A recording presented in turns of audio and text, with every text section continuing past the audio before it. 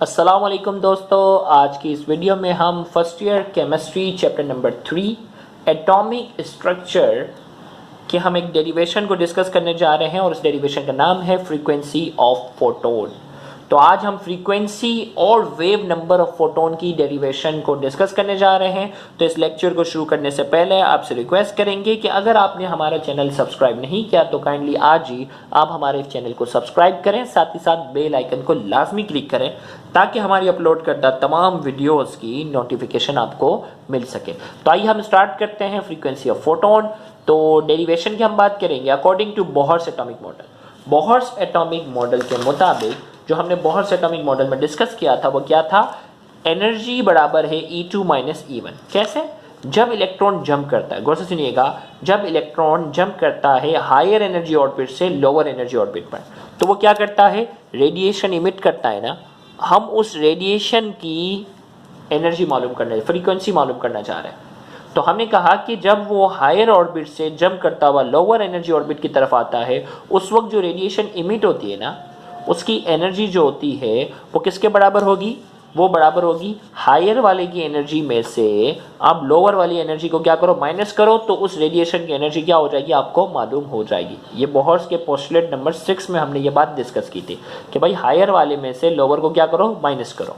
तो यहाँ हमने हायर वाले को 2 का नाम दे दिया, लोअर वाले को 1 का नाम दिया। तो E2 में से E1 को मैं माइनस करूंगा तो मेरे पास फोटोन की एनर्जी आ जाएगी।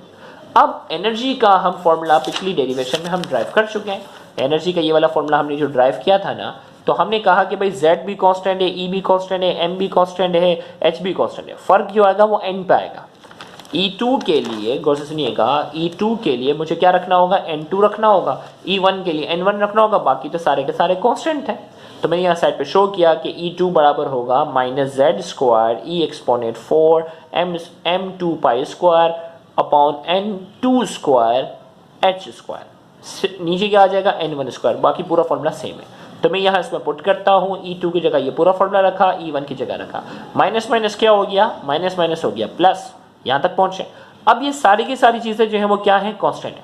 ये तमाम की तमाम चीज़ें जो है यहाँ क्या है, कांस्टेंट है। ये सारी कांस्टेंट आ गई, कॉमन आ गई। तमाम की तमाम चीज़ें क्या हैं, कॉमन है, सिवाय N1 और N2 के। N1 और N2 के अलावा तमाम की तमाम चीज़ें जो है वो कॉमन है। कॉमन ले ली हमने, माइनस भी कॉमन नहीं है इसलिए माइनस यहाँ रखा भाई हमने, माइनस इसका था ना, तो यहाँ आ गया 1 माइनस N2 का स्क्वायर, और यहाँ क्या बचा, प्लस अपॉन N1 का स्क्वायर हो गया। यहाँ तक पहुँच गए।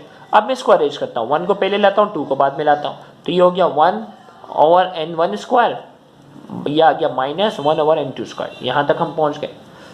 अब जो है वो प्लांक्स क्वांटम थ्योरी के मुताबिक E किसके बराबर था, प्लांक्स क्वांटम थ्योरी के मुताबिक E बराबर था h न्यू के। तो मैं क्या करता हूँ कि E की जगह ये रख देता हूँ h न्यू रखा, h यहाँ मल्टीप्लाई रहा, वहाँ जाके डिवाइड, तो ये h के साथ शामिल हो जाएगा, ये स्क्वायर था, ये क्या हो गया, क्यूब हो गया। तो ये हमारे पास फ्रीक्वेंसी ऑफ फोटोन का एक बड़ा सा फॉर्मूला आ गया। ये फ्रीक्वेंसी इक्वेशन C का नाम दिया। पेपर में फ्रीक्वेंसी के साथ साथ वेव नंबर ऑफ फोटोन की डेरिवेशन भी आ जाती है। तो फ्रीक्वेंसी यहाँ की, वेव नंबर अगर कहता है तो आगे क्या होगा, by the definition of frequency. Frequency की डेफिनेशन के मुताबिक फ्रीक्वेंसी बराबर होती है wave number multiply by speed of light. Radiation की जो रफ्तार होती है ना वो स्पीड ऑफ लाइट के बराबर है। तो फ्रीक्वेंसी हमारे पास बराबर होती है wave number multiply by speed of light. तो ये क्या होगा, putting in equation C। Equation C में फ्रीक्वेंसी की जगह wave number multiply by speed of light रख दिया मैंने, यहाँ रखा। अब C यहाँ मल्टीप्लाई रहा, वहाँ जाके डिवाइड। तो ये मेरे पास जो है वो वेव नंबर का एक बड़ा सा फॉर्मूला आता है। अब इसमें Z भी कांस्टेंट है, E भी कांस्टेंट है, M भी, पाई भी, H भी, C भी। अब इतनी वैल्यू को याद रखना मुश्किल है, तो एक साइंसदान के नाम पर इन तमाम कांस्टेंट को एक नाम दे दिया गया जिसका नाम है रेडबर्ग कांस्टेंट। क्या नाम है, रेडबर्ग कांस्टेंट, जिसे हम शो करते हैं RH से। तो ये तमाम के तमाम जो है कांस्टेंट है, जिसकी जगह हमने लिख दिया RH शो करता है रेडबर्ग कांस्टेंट को। और ये हमारे पास वेव नंबर का एक फॉर्मूला आ गया है जो कि न्यूमेरिकल में कई बार इस्तेमाल होता है।